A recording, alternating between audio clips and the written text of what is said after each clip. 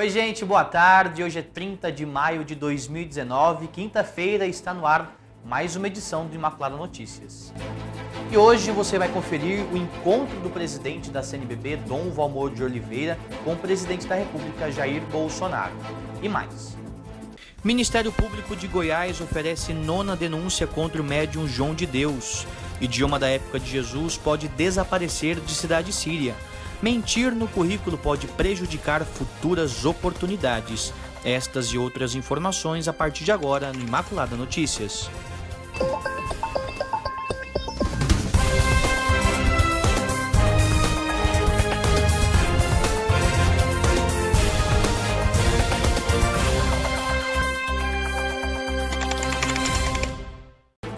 A possibilidade de mudanças na Previdência tem aumentado a procura de planos de aposentadoria privada.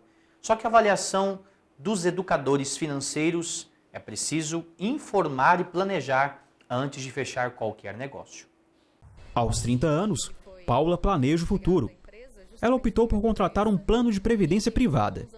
Todos os meses, reserva uma quantia do salário para desfrutar lá na frente. Com as notícias de mudanças no sistema previdenciário do governo, ela não se sente segura para contar só com o INSS. O cenário é muito incerto, então eu queria ter um respaldo mesmo de uma segunda renda quando chegar o momento de me aposentar. Já a Gabriela tem uma lista de investimentos: ações, fundos de previdência, poupança e tesouro direto.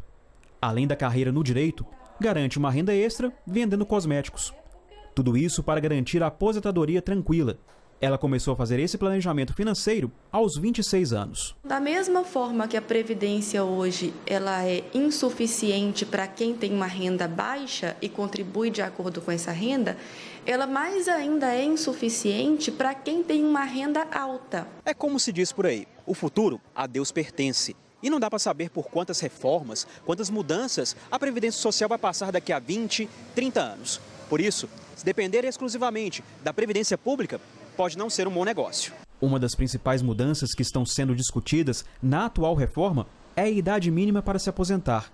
62 anos para mulheres e 65 para homens, mais 20 anos de contribuição. De acordo com a proposta, não seria mais possível a aposentadoria só pelo tempo de contribuição. Para a educadora financeira, mudanças na Previdência Social são inevitáveis. Para ter mais segurança, a dica é poupar e diversificar o destino do dinheiro economizado. A gente indica que não se coloque todo o investimento, toda a renda dedicada ao investimento num único produto. Que ela tenha a renda dela distribuída em CDBs, em ações, em fundos de renda fixa, além da previdência privada.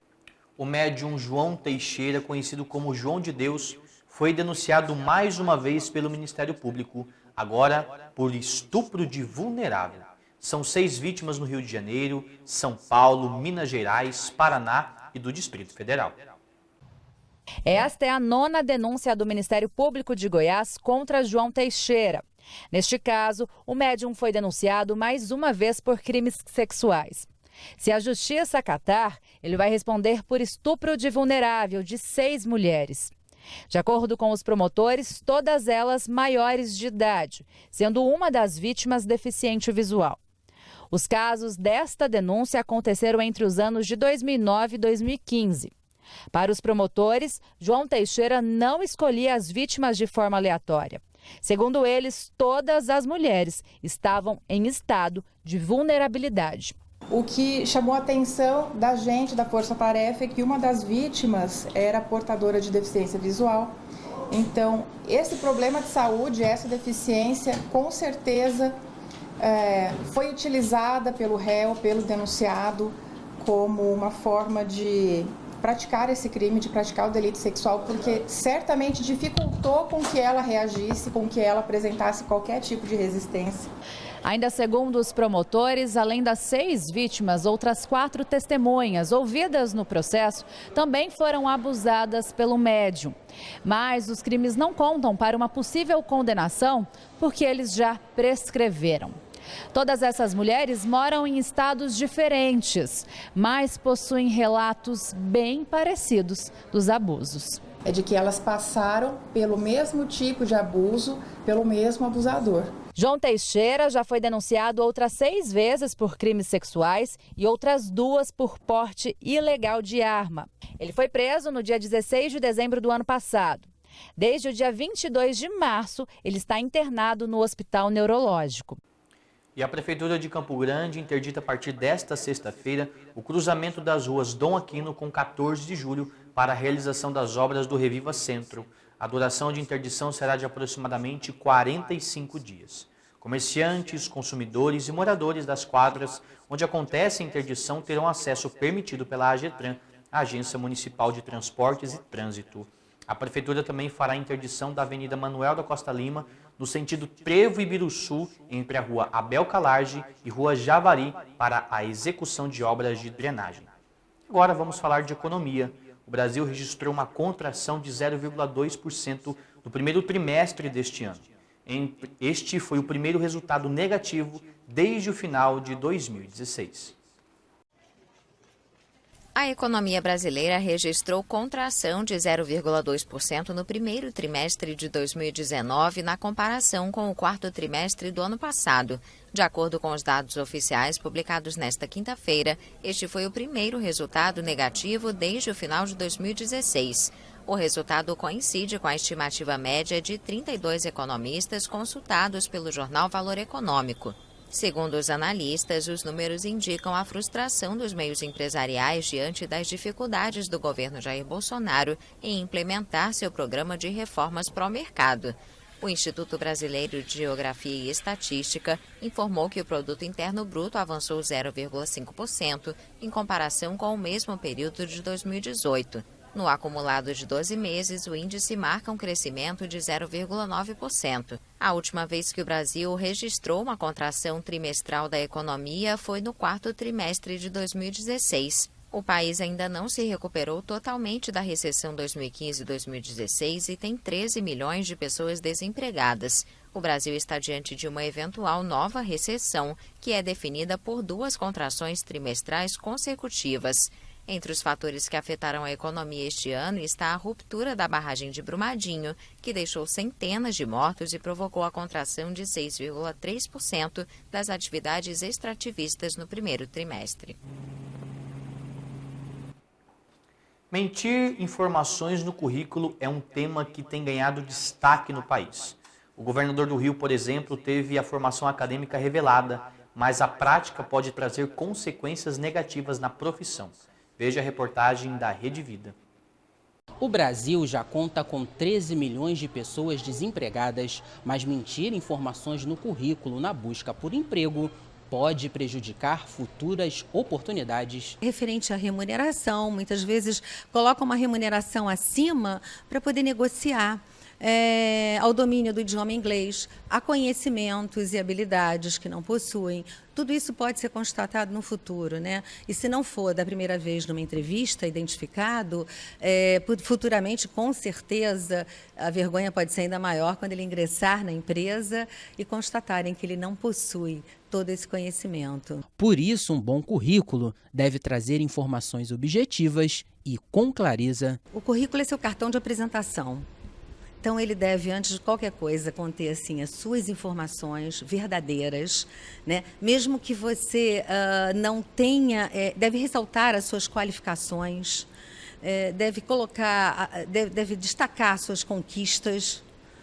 Isso é muito importante que tenha no currículo. Os dados pessoais, o contato, o telefone, enfim, a experiência profissional, os conhecimentos, a formação.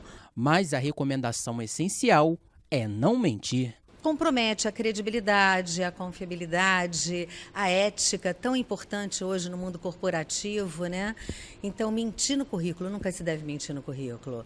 Por mais dura que seja a falta de conhecimento, é muito importante que seja colocado o quanto se deseja ainda aprender naquele assunto e naquele tema, mas jamais mentir. No próximo bloco, você vai ver por que o idioma da época de Cristo pode desaparecer.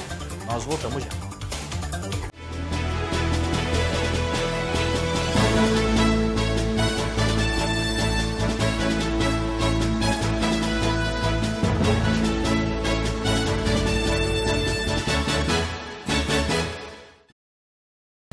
E agora vamos às notícias internacionais. Argentinos fizeram ontem uma greve geral no país e é a 5ª paralisação enfrentada pelo presidente Maurício Macri, que concorre à reeleição neste ano.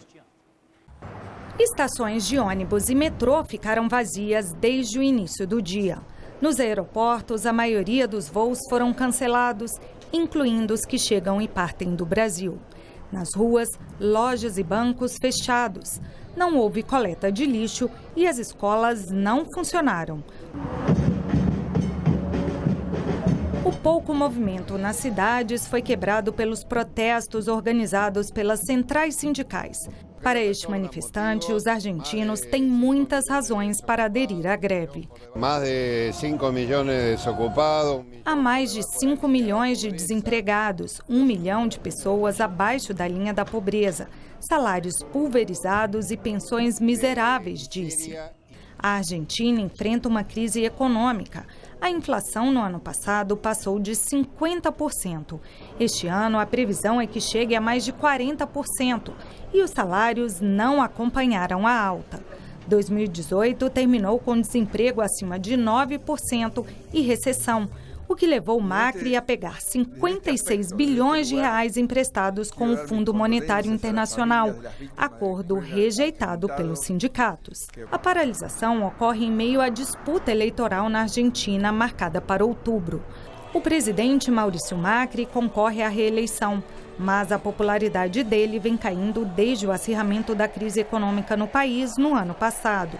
Ele vai disputar o cargo com Alberto Fernandes, político pouco conhecido, mas que tem como vice a ex-presidente Cristina Kirchner.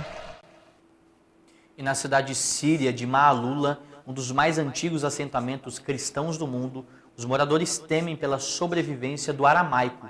A língua bíblica de Jesus já começa a desaparecer no dia a dia do vilarejo. Esta escrita desenhada é a língua bíblica de Jesus. Este senhor é uma das últimas pessoas da Síria especializada em aramaico antigo. Em sua pequena loja em Maalula, ao norte de Damasco, ele vem colecionando enciclopédias e livros no idioma ao longo dos anos. O aramaico foi ouvido nas ruas da cidade por 2.000 anos, mas a guerra deixou o local deserto. 80% dos habitantes de Maalula não falam aramaico e os outros 20% têm mais de 60 anos. Este é um período perigoso e o aramaico está em risco de extinção. Rebeldes jihadistas ligados à Al-Qaeda tomaram Maalula no fim de 2013, obrigando a maioria dos cristãos a fugir da cidade. Atualmente, apenas 1/3 deles retornou. As igrejas foram restauradas, mas as canções religiosas soam cada vez mais no vazio.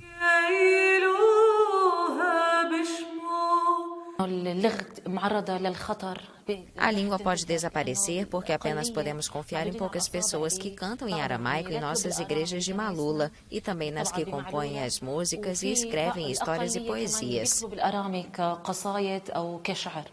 Maalula foi um ponto de passagem para os turistas que vinham admirar os monastérios, mas agora muitas casas estão vazias. No único jardim da infância do vilarejo, o número de estudantes caiu mais de 2/3 desde 2010.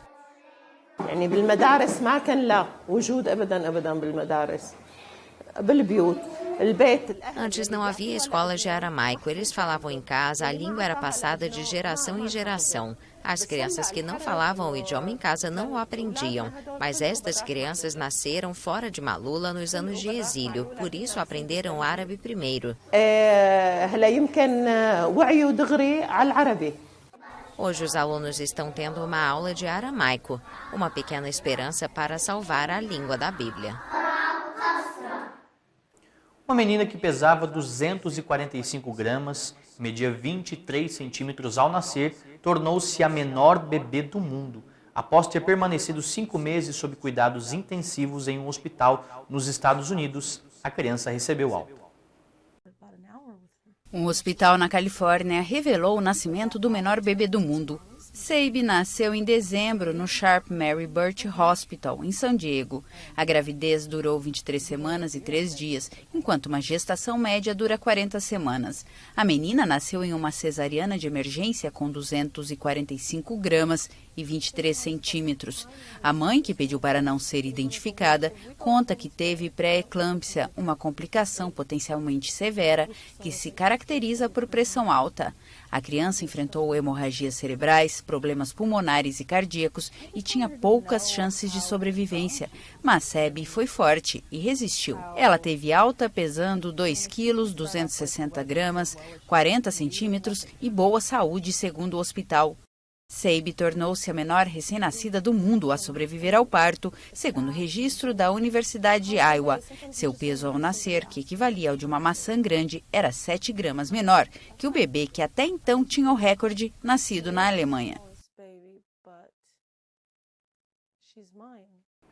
Em Brasília, o presidente da Conferência Nacional dos Bispos do Brasil, CNBB, Dom Valmor de Oliveira Azevedo, teve uma reunião reservada no Palácio do Planalto com o presidente Jair Bolsonaro.